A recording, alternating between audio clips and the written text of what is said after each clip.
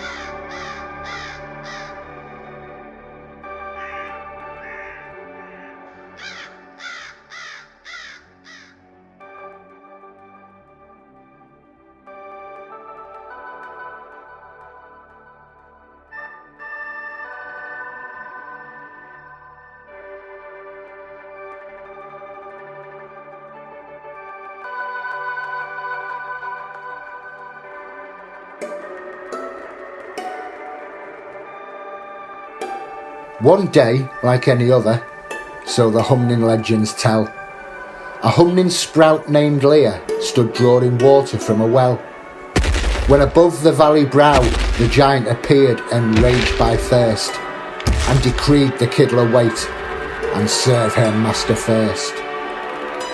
But within this humning young, the divine entwine was strong, and she was prone to speak what's right when acquainted with the wrong. And without a thought she turned and met the giant's frigid stare. Silence filled the valley. The humning gasped a prayer. Mummin says it's rude to push another from their place. I'll gladly share our water if you wait your turn with grace. The eyes of the beast burned red. His face turned thundercloud black. His giant fist crashed down on the well with a deafening ground-shaking crack. He roared at the petrified humnings as he hauled himself erect. Who spawned this vermin crawler, yet taught it no respect? Leah's parents came forward and fell at the giant's feet, begging the child be forgiven, her mind confused by the heat. But the beast was in no mood for mercy, and their pleading fell on deaf ears, for he had long since grown tired of these slavelings, after ruling for so many years. "I'll grind you to dust," roared the beast, as he swung his great club in the air. "I'll wipe every trace from existence that the humning ever were." But just as he readied to strike, something caught the eye of the giant, for down at his feet, hands on hips, stood Leah, bold and defiant. Papanin says you're cruel because you're scared. I think he's right. Why else would you want to kill us, yet deny us a fair fight? The giant threw back his head and snorted with contempt. You puny worms can't hurt me, but I'll grant you an attempt. Now scurry to your hovels until the moon has passed 3 times. Then we'll meet upon the battlefield, and vengeance will be mine.